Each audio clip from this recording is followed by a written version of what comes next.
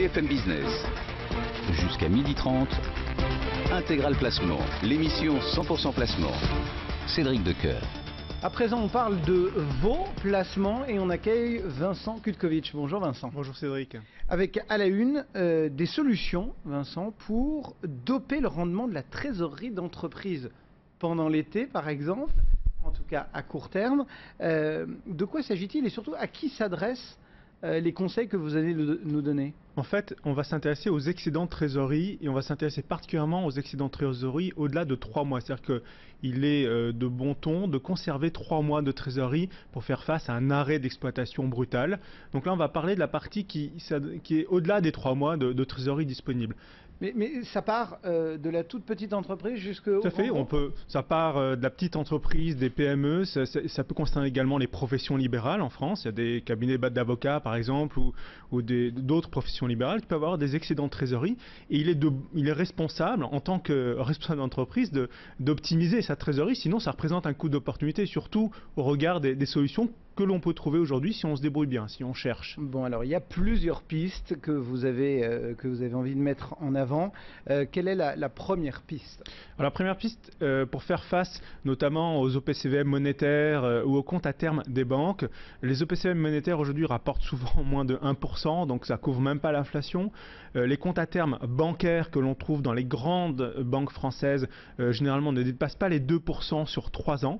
On a trouvé une solution qui est celle de Géo Money Bank, donc General Electric Money Bank, qui propose un compte à terme à 2,5% sur 3 ans. Donc déjà là, sur l'aspect compte à terme, et donc c'est du capital garanti, on ne prend aucun risque avec son capital, c'est du capital disponible a fortiori, et donc là on a la possibilité d'aller battre les offres bancaires de 0,5 points déjà d'emblée. Donc là c'est deux pistes en une, on va dire. Bon, exit le monétaire, voilà. Et on se concentre plutôt sur les comptes à terme. Est-ce qu'il y a une autre solution? Alors après, il y a une autre solution qui peut être intéressante lorsqu'on dispose d'une trésorerie conséquente notamment, c'est d'aller finalement prêter de l'argent à des entreprises.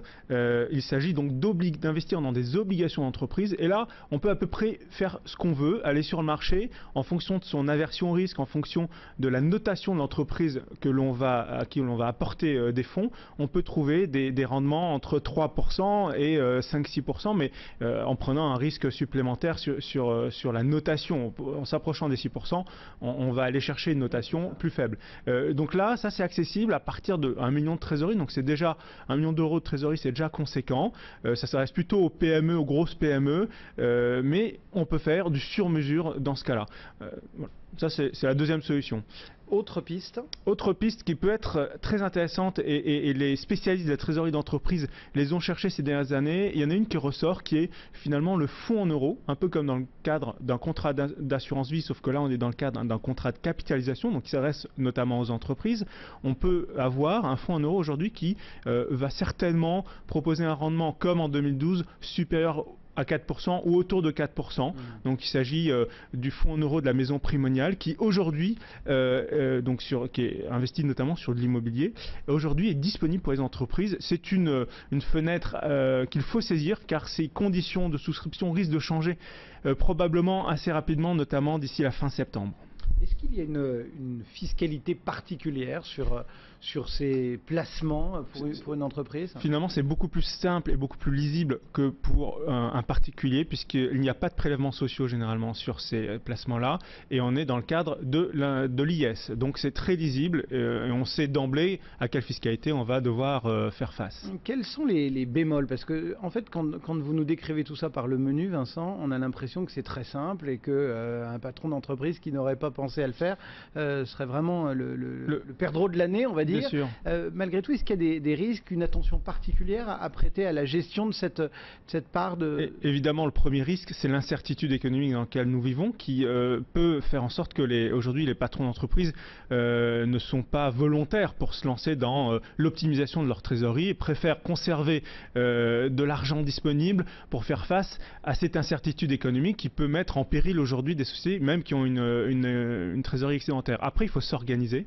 Il faut passer un peu de temps à déterminer la partie que l'on veut destiner à du capital garanti, la partie que l'on veut destiner à des placements un peu plus risqués. Et il faut aussi également prévoir les sorties de cash que l'on va avoir besoin d'effectuer pour réaliser un investissement, un rachat d'un concurrent dans les 6 mois, 2 ans, 3 ans. Donc ça demande un peu d'organisation et il faut connecter ça finalement à sa stratégie. Oui, parce qu'on peut aussi avoir une opportunité qui se présente et j'imagine que tous ces plans que vous nous avez concoctés ce matin, Vincent, si on ressort avant, on a des pénalités. Oui, par exemple, dans le cadre d'un fonds en euros qui est destiné aux entreprises, pendant les 5 premières années, vous avez une pénalité de 4%. Donc la partie, par exemple, fonds en euros, il faut plutôt la destiner à une proportion de sa trésorerie que l'on sait ne pas avoir à aller chercher pendant les 2-3 premières années. Ouais. Donc c'est pour ça qu'il faut effectivement faire un travail d'organisation de sa trésorerie en fonction de sa stratégie. Et donc il y a des pénalités dans certains cas qu'il faut anticiper. Et rien n'interdit de panacher toutes les solutions que vous nous avez apportées. C'est même recommandé.